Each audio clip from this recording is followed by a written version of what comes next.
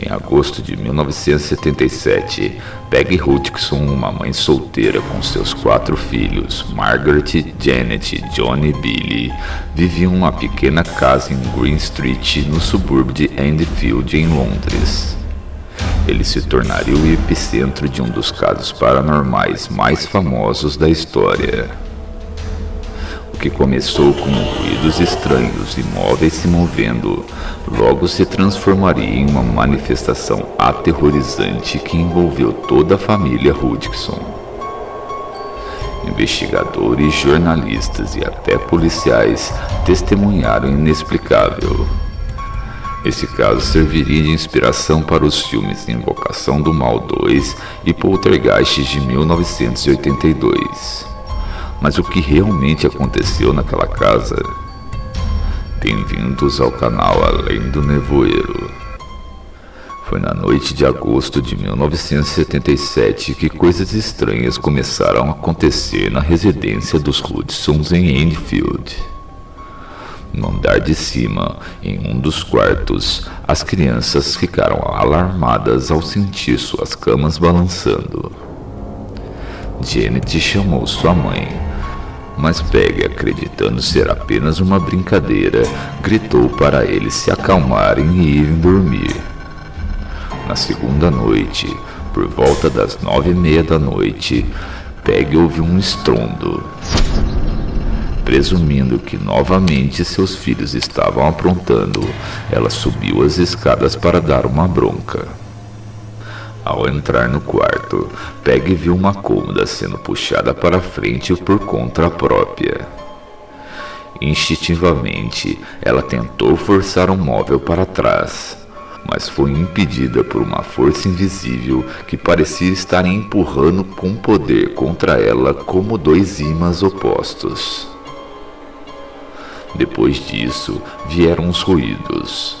Batidas e pancadas estranhas que começaram a ecoar pela casa. Morrendo de medo, a família vestiu apressadamente seus roupões e chinelos e fugiu buscando refúgio com seus vizinhos, os Nottinghams. Viking Nottingham, chefe da família vizinha e profissional de construção de telhados, foi a pessoa ideal para inspecionar os estranhos acontecimentos graças à sua natureza prática. Na esperança de acalmar seus vizinhos, Viking entrou na casa. Ele inspecionou a casa toda, mas não encontrou nada que explicasse os sons. As batidas o seguiram até o quarto dos fundos, onde o fenômeno se repetiu. Assustado com a persistência dos eventos, ele foi buscar seu filho e seu avô. E os 3 homens se espalharam pela casa, cada um em um cômodo diferente, e todos relataram ouvir batidas distintas onde estavam. Com Vic, um homem prático e cético, assustado com a situação, a família decidiu que era hora de chamar a polícia. Na madrugada de 1º de setembro de 1977, por volta da 1h da manhã, a polícia foi chamada à casa de Green Street.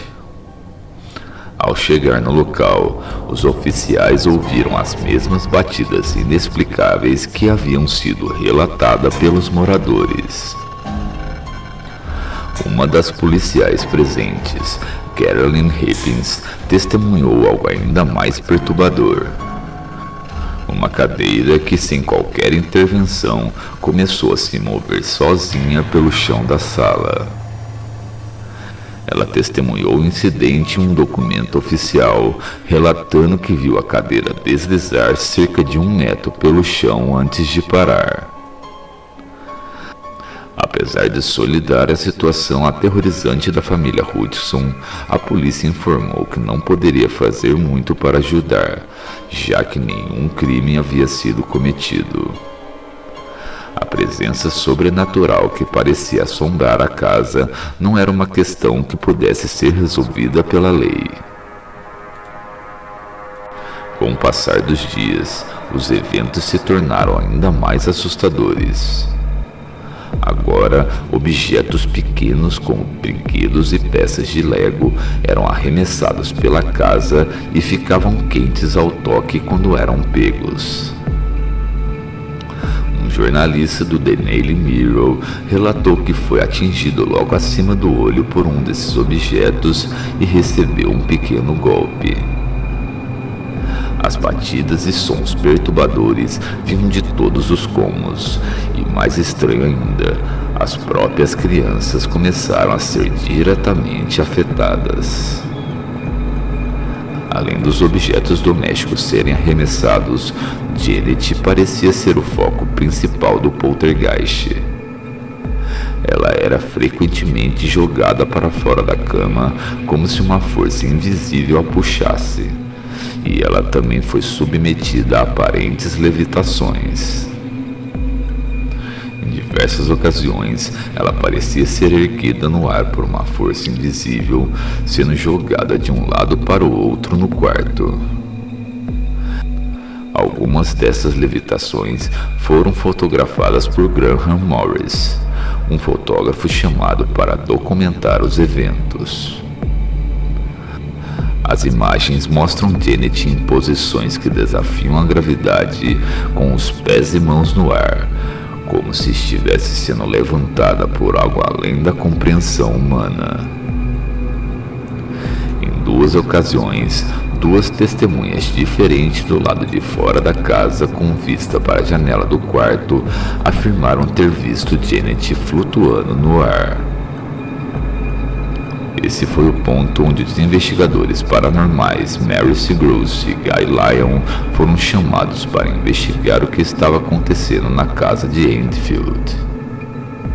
Além deles, Ed e Lorraine Warren, os famosos investigadores paranormais, também visitaram a casa e acreditavam que a família estava sendo atormentada por uma entidade demoníaca.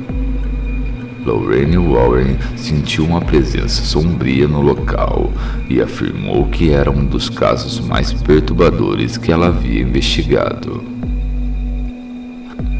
Logo no início, Mary Gross percebeu que a atividade paranormal era genuína e documentou diversos fenômenos inexplicáveis. Mas o que realmente o chocou foi o momento em que Janet começou a manifestar comportamentos bizarros. Um desses momentos aconteceu quando Janet, que além de sofrer de convulsões alarmantes, começou a falar com uma voz profunda e masculina, muito diferente da sua voz normal. Durante essas manifestações, ela afirmava ser Bill Wilkins, um homem idoso que havia perdido sua vida na casa anos antes. One night, Mr. Grove was talking about it about 8:30. He said, all we need now is the voices to talk. And that night I went to bed and can't remember exactly what happened.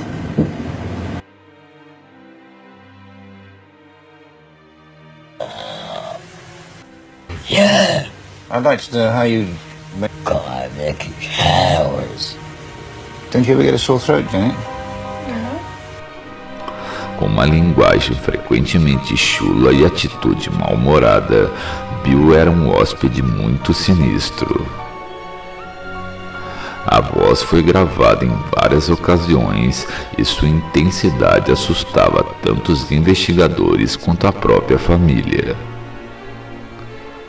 O suposto espírito de Bill Wilkins descreveu em detalhes como havia perdido sua vida.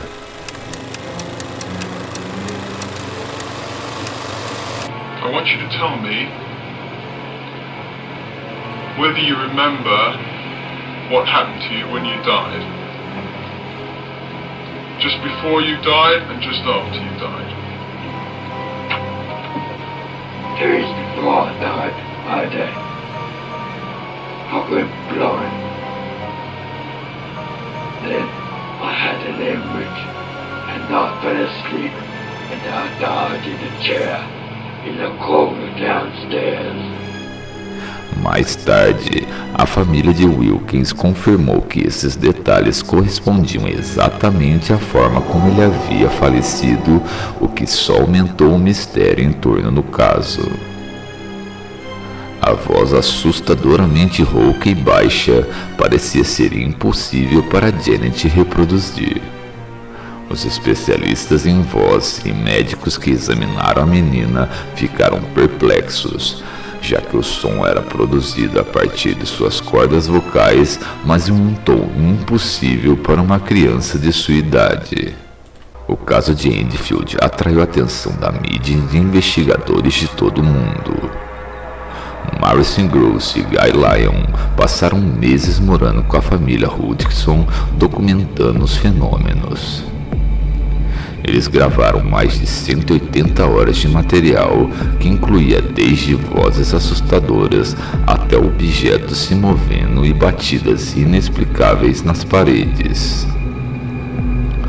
Jornalistas do Daily Mirror e outras publicações também visitaram a casa, incluindo Gary Morris, que capturou fotos de objetos voando e Janet sendo levantada por uma força invisível. As imagens chocaram o público e geraram debates acalorados. No entanto, o caso atraiu céticos que acusaram Janet e Margaret de manipular os eventos para ganhar atenção. Em algumas ocasiões, as próprias meninas admitiram ter falsificado pequenos incidentes como o movimento de objetos. Mas os investigadores insistiram que a maior parte dos fenômenos era real e que as meninas só encenavam em momentos de frustração ou cansaço. Após quase 18 meses de intensa atividade paranormal, no outono de 1978, as assombrações começaram a diminuir. No entanto, as batidas continuaram e houve uma nova explosão de atividade durante o verão de 1980. Após o pesadelo, a vida dos Hutchinsons estava longe de ser tranquila. Johnny perdeu sua vida de câncer com apenas 14 anos e Janet perdeu seu filho quando tinha 18 anos. Janet continuou a ser afetada pelas experiências e até hoje ela afirma que algo além do normal ocorreu na casa de Enfield. Em entrevistas posteriores, Janet revelou que sentia como se algo a possuísse durante os momentos mais intensos de atividade paranormal. Ela afirmou ter visto figuras sombrias e ter ouvido vozes que ninguém mais podia ouvir. O poltergeist de Enfield continua sendo um dos casos mais bem documentados e controversos da história do paranormal. Embora algumas partes do caso tenham sido desacreditadas, o volume de testemunhas e evidências, desde fotos até gravações, mantém um mistério vivo. O que será que realmente aconteceu na casa dos Hutchinsons? Teria sido apenas uma brincadeira elaborada por crianças ou algo mais sombrio e assustador estava à espreita? Se o mistério sobrenatural são temas que você aprecia, não se esqueça de curtir o vídeo e considere se inscrever no canal. Até a próxima!